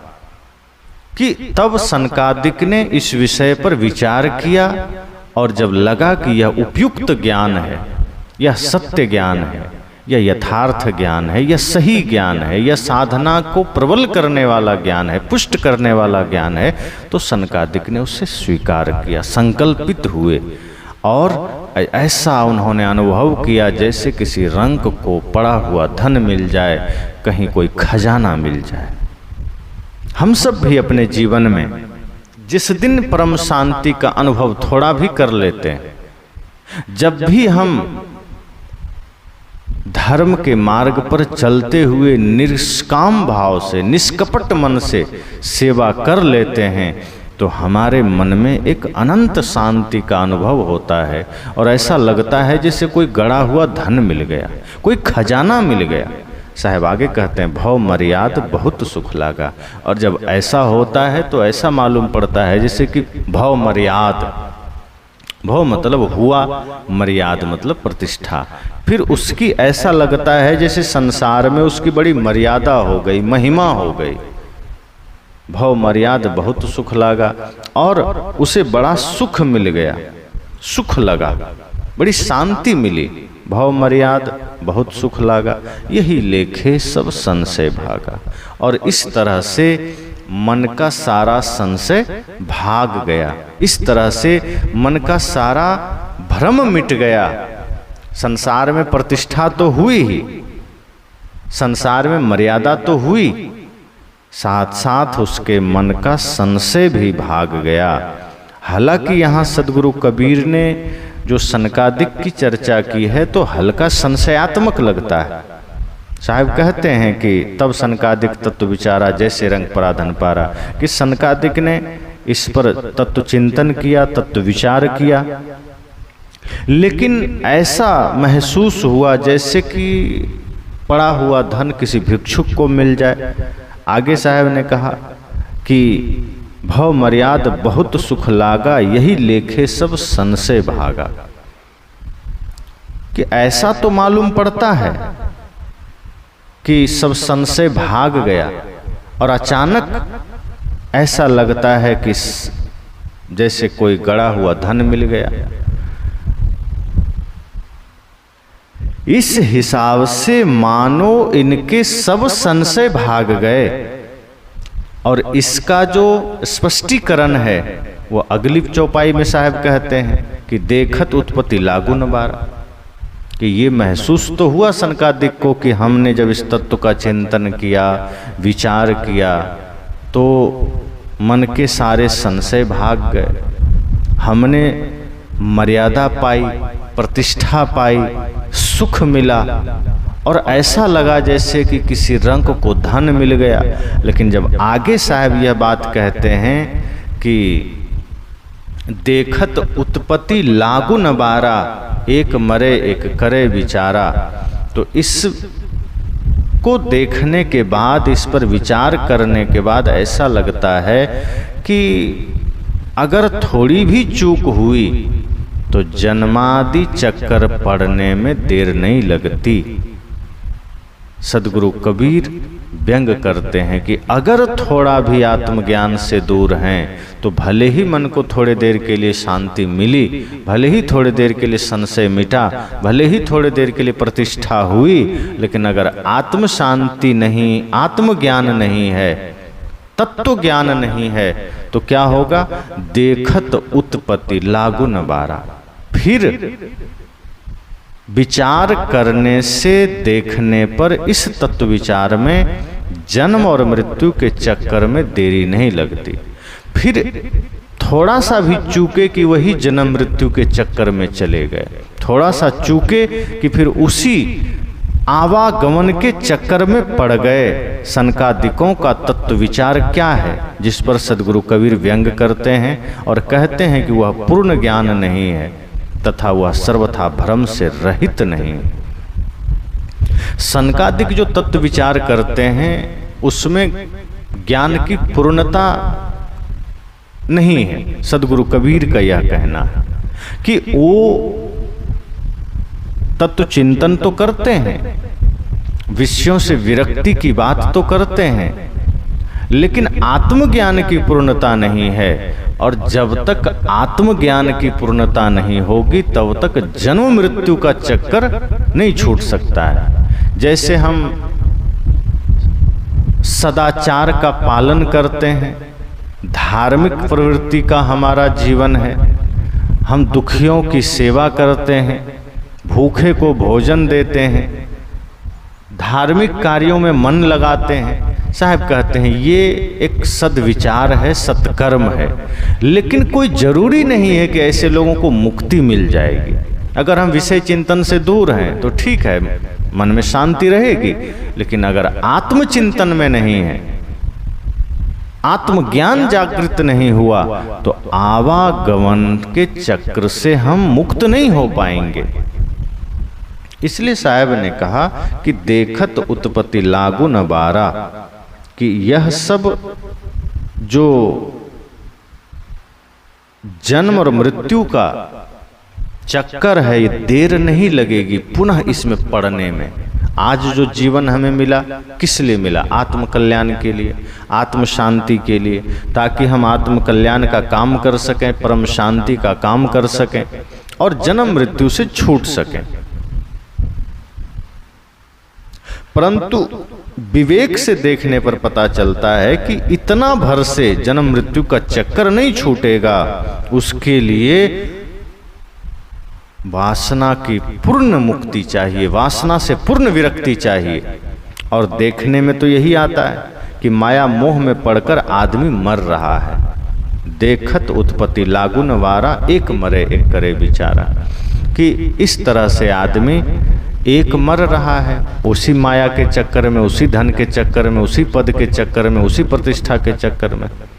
आखिर आदमी कर क्या रहा है? बड़े से बड़े दुनिया में सफल आदमी है जो धन बहुत कमा लिया, पद कमा लिया, लेकिन एक दिन वो सब उसी चक्कर में मर रहा है। धन के चक्कर में लड़ रहा है, मर रहा है, अपनों से दूर हो रहा है और अंत में कुछ लेकर नहीं जाता है। साहब कहते एक मरे एक करे बेचारा। उसी माया में पड़कर एक मर रहा है और एक आदमी विचार कर रहा है कि कैसे हम माया में पड़ें।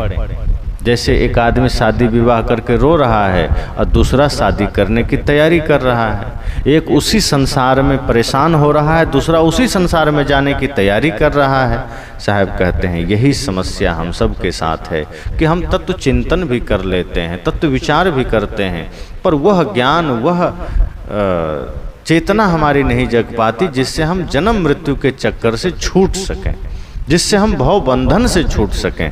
इसलिए आगे साहब कहते मुए गए कि काहुन कही, झूठी आस लाग जग रही।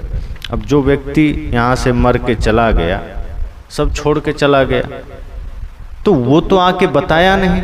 अगर वो आके बता सकता तो वो यही कहता कि हम यहाँ से जितना भी सब कुछ करके गए, साथ कुछ भी नहीं गया और वहाँ भी हमसे दुख में है। मुए गए कि काहुन कही, जो मर के चला गया उसको कुछ कहा नहीं जा सकता। और जो लोग मोह माया की भूल भुलैया में पड़कर मर गए वे धोखे में चले गए। जो मर के गया वो आके बता तो नहीं पाया, लेकिन सच ये है कि वो सिर्फ धोखे में चला गया, वो भूल भुलैया में चला गया। झूठी आस लागी जग रही। और जो लोग जीवित रहते हैं उनको इसी संसार के भोगों में झूठी आशा लगी रहती। जैसे बहुत से चीज़ें किसी ने कह दिया कि हम ये कर देंगे, वो कर देंगे। कोई कहता है ना हम आपको धन दे देंगे, हम आशा में लग जाते हैं कि चलो वो देगा तो हम ये काम करेंगे, वो काम करेंगे। या किसी ने कहा नौकरी लगा देंगे, किसी ने कहा मकान दे देंगे, किसी ने कहा आपको हम खजाना दे देंगे। साहब कहते हैं वही माया कर रही है। माया हमें दुनिया भर की चीज़ें दिखा रही है कि संसार में सब कुछ है। माया हमें आकर्षित करती है, सारी चीज़ों का प्रलोभन देती है, लेकिन अंत में होता क्या है कि झूठी आशा ही साबित होती है। सिर्फ झूठी आशा। माया कुछ देती नहीं है, हमसे लेती है। हमारी सांसें ले लेती है, हमारी आयु ले लेती है, हमारा शरीर ले लेती है, हमारी प्रतिष्ठा ले लेती है, हमारा मान सम्मान ले लेती है। साहब कहते हैं माया के लालच में मत पड़ो, माया की लालसा में मत रहो, माया के आशा में मत रहो। माया कभी किसी को कुछ देती नहीं है। इसलिए साहब कहते हैं कि जो मर के चला गया, जो वो लोग भी माया के भूल भुलैया में ही रहे और वो कुछ लेकर नहीं गए, वो कुछ देकर भी नहीं गए, वो कुछ कह कर भी नहीं गए। वस्तुतः सत्य यह है कि हम झूठी ही आशा इस संसार में करते हैं, झूठी ही भरोसा इस संसार में करते हैं, इसलिए हमारा जीवन नरक बन जाता है। अगर जीवन को स्वर्ग बनाना है तो सबसे पहले किसी की आशा छोड़ दो, संसार से आशा करना छोड़ दो, माया से आशा करना छोड़ दो। जब हम छोड़ देंगे शांति ही है, आनंद ही है। तो अंत में साहब कहते हैं जरत जरत ते बाच हो, काहुन किन्न गुहार। जरत जरत अर्थात जलते जलते बाच हो। इस जन्म मृत्यु का जो ताप है, जो अग्नि है, साहब कहते हैं जलते जलते। जैसे मनुष्य के अतिरिक्त जितने भी जीव हैं, सांप, बिच्छू, छुछुंदर, घोड़ा, हाथी, कीट पतंग। साहब कहते हैं मनुष्य शरीर के अतिरिक्त जितने भी जीवन हैं, जितने भी जीव हैं, उसमें हम जल ही तो रहे हैं, उसमें हम खिल तो नहीं रहे हैं। तो उसमें जलते जलते उन भोगों को भोगते हुए, कष्ट को भोगते हुए, पीड़ा को भोगते हुए धीरे धीरे मोक्ष साधन के लिए साधन भूमिका मनुष्य शरीर हमें मिला। जरत जरते बाँचहु। उस जल अन्य खानियों में यह जीव जलता है, जलते जलते मनुष्य शरीर हमें मिला, जहाँ हम आत्म कल्याण का काम कर सकते थे, जहाँ हम शांति का काम कर सकते थे। लेकिन हुआ क्या? जरत जरते बाजहु काहुन किन्न गुहार। साहब कहते हैं परंतु कोई भी व्यक्ति मनुष्य शरीर में आकर के भी सदगुरु की चरणों में जाकर के आवाज नहीं लगाता कि हे सदगुरु मुझे जन्म मृत्यु से बचा लीजिए, कि हे सदगुरु मुझे भोगों के कष्ट से बचा लीजिए। यद्यपि भोग में लोग सुख मानते हैं, पर जो जागृत जीव है वो यह मानता है कि भोग में सुख नहीं है, अल्प सुख दुख आदि अंत। भोगों में थोड़ा सुख है, संसार में थोड़ा सुख है, विश्व में अल्प सुख है, दुख आदि से अंत तक है। तो साहब कहते हैं जरत जरते बाचहूं, जलते हुए कितने जन्मों को पार करके मनुष्य शरीर की कर्म भूमिका को हमने पाया, लेकिन मानव शरीर पाकर के भी हम सदगुरु की शरण में नहीं जाते। हम उनसे यह पुकार नहीं लगाते कि हे सदगुरु मुझे इस शरीर संसार से बचा लीजिए, हमें इस जन्म मृत्यु के चक्कर से बचा लीजिए। विष विषय के खायहु रात दिवस मिली झार। साहब कहते हैं हम सदगुरु की शरण में तो नहीं जाते, बल्कि करते क्या हैं कि विष स्वरूप जहर के समान विषयों को ही रात दिन भोगने में लग जाते हैं। ये विषय अमृत मालूम पड़ता है, साहब कहते हैं, लेकिन विष विषय को खायहु, पर यह विष के समान है, जहर के समान है, क्योंकि यही हमें बांधता है, यही हमें नरक में ले जाता है, यही हमें बंधन में ले जाता है। इसलिए साहब कहते हैं कि हम गुरु की शरण में तो नहीं जाते, सदगुरु के पास तो नहीं जाते कि हे सदगुरु मुझे कल्याण का पथ प्रदान कीजिए। जन्म जन्मांतर तक न जाने कितने शरीरों को पार करते हुए इस मनुष्य शरीर की भूमिका में आए, साधन धाम की भूमिका में आए, लेकिन फिर भी हम सदगुरु की शरण में नहीं जाते।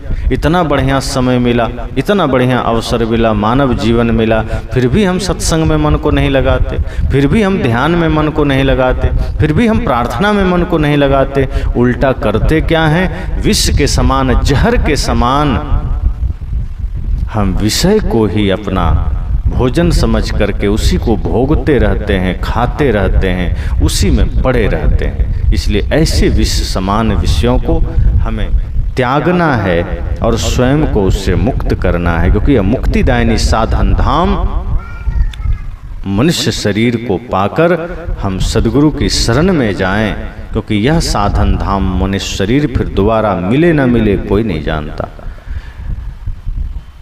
हम तो उस पतंगे के समान हैं, उस कीट के समान हैं जो देख रहा है कि प्रकाश में या अग्नि में जाने से हम मर जाएंगे, फिर भी वो हजारों हजार की संख्या में उसी लाइट में जा जाके मरते चला जाता है। हम देख रहे हैं कि न जाने कितने जन्म से हम विषय के चक्कर में दुख पाते आए हैं, हम देख रहे हैं संसार विषय के चक्कर में दुख पा रहा है, लेकिन साहब कहते हैं विष विषय के खाए हो रात दिवस मिली झार। हम उसी कीट पतंगे के समान पुनः उसी विषय लोलुपता में चले जा रहे हैं, हम पुनः उसी माया में चले जा रहे हैं, हम पुनः उसी विषय विष को खाते चले जा रहे हैं, हम उससे अपने आप को बचा नहीं रहे हैं।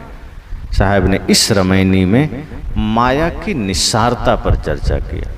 माया में कोई सार नहीं, वो संसार है, शरीर है, माया स्वरूप है, उसका काम है हमें बांधना और हम उसमें बंध भी जाते हैं।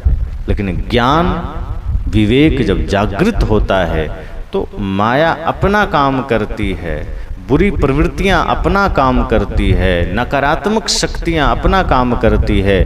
ज्ञान के द्वारा हम अपने भीतर सात्विक शक्ति जागृत करते हैं और स्वयं को ध्यान में लगाते हैं। ज्ञान में लगाते हैं और धीरे धीरे साधना करके विषय को, माया को छोड़ करके आत्म शांति में लग जाते हैं, परमानंद में लग जाते हैं। और यह कैसे होगा?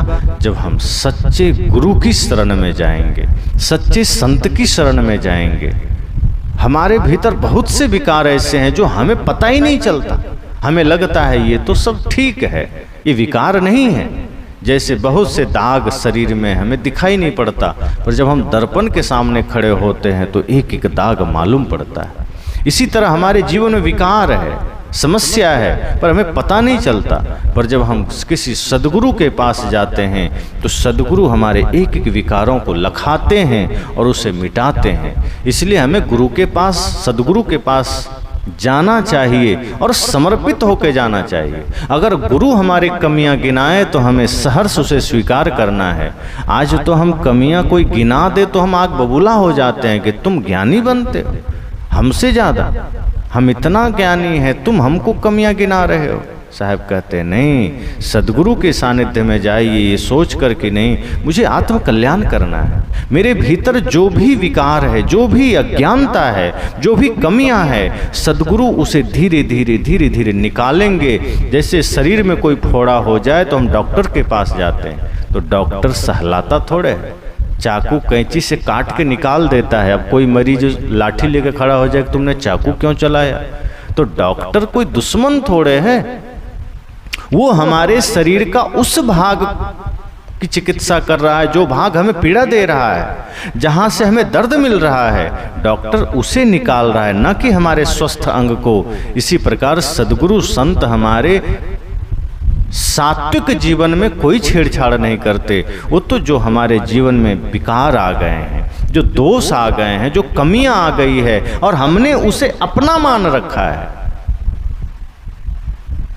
क्रोध को हमने अपना साथी मान लिया है, अहंकार को हमने अपना साथी मान लिया है, काम को हमने अपना परिवार मान लिया है। अब सद्गुरु जब हमारे जीवन से क्रोध, काम, लोभ, मोह रूपी विकार को मिटाने की बात करते हैं, जैसे कृष्ण ने अर्जुन से कहा था कि अर्जुन अपने भीतर की सेना को मारो।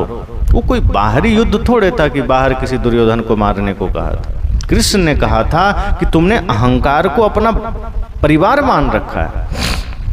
सच तो ये है कि दुर्योधन रूपी अहंकार तुम्हारा अपना परिवार नहीं है, ये अहंकार है, ये विकार है। ज्ञान का धनुष उठाओ और इस अहंकार के दुर्योधन को मार गिराओ। ये तुम्हारा अपना नहीं है, तुम्हारा ज्ञान अपना है, विनम्रता अपनी है। तो सद्गुरु भी हमें सीख देते हैं कि विषयों को त्यागो, अहंकार को त्यागो, विकार को त्यागो, और वो अपने ज्ञान के थपेड़े से हमारे भीतर के विकार को मिटाते हैं। वो ज्ञान से हमें निर्मल बनाते हैं। तो गुरु या डॉक्टर हमारा नुकसान नहीं करते। अगर वो अनुशासन के लिए कभी डांट भी दे तो गुरु की डांट में हमारा कल्याण छिपा होता है, हमारा विकास छिपा होता है। इसलिए साहब ने इस रमैनी में कहा कि संसार के लोगों को ये प्रतीत नहीं होता है कि माया की चोट कितनी कठिन है। दिन रात हम माया की चोट खा रहे हैं, दिन रात हम भोगों की चोट खा रहे हैं, दिन रात हमारे जीवन से हमारा माया भी बिखर रही है। नया बंधन बन रहा है, कुछ छूट रहा है, कुछ नया आ रहा है, कुछ का संयोग हो रहा है, कुछ का वियोग हो रहा है। कभी मिलने का चोट मिल रहा है, कभी बिछुड़ने का चोट मिल रहा है, कभी किसी प्रकार से हम दुखी हो रहे हैं। साहब कहते हैं ये हमें संसार में दिखाई नहीं देता कि जो कुछ भी माया का विस्तार है एक दिन सब धीरे धीरे छूटते चला जाता है, ये सब बिखरते चला जाता है। और इस वजह से हमारे भीतर कामना, वासना इतनी प्रबल हो जाती है कि फिर हम उससे मुक्त नहीं हो पाते। हमारा मन हमें उसी में डुबा देता है, फिर हम उसी विषय में रचते पचते हैं। इसलिए हमारे महापुरुषों ने, सतोगुणी लोगों ने, विष्णु जी जैसे लोगों ने कहा कि सभी प्रकार के विषयों का त्याग करो। सनकादिक ने इस पर तत्व विचार किया। इसी तरह से जन्म मृत्यु के चक्कर से हम छूट सकते हैं, इसी तरह से हम कामनाओं से छूट सकते हैं। और अंत में साहब ने कहा कि हम कितने प्रकार के जन्म पाकर के भी हम उसी विषय में लग रहे हैं, उसी भोग में लग रहे हैं। हमें सद्गुरु की शरण में जाना है और अपने जीवन को मुक्त बनाना है, बस।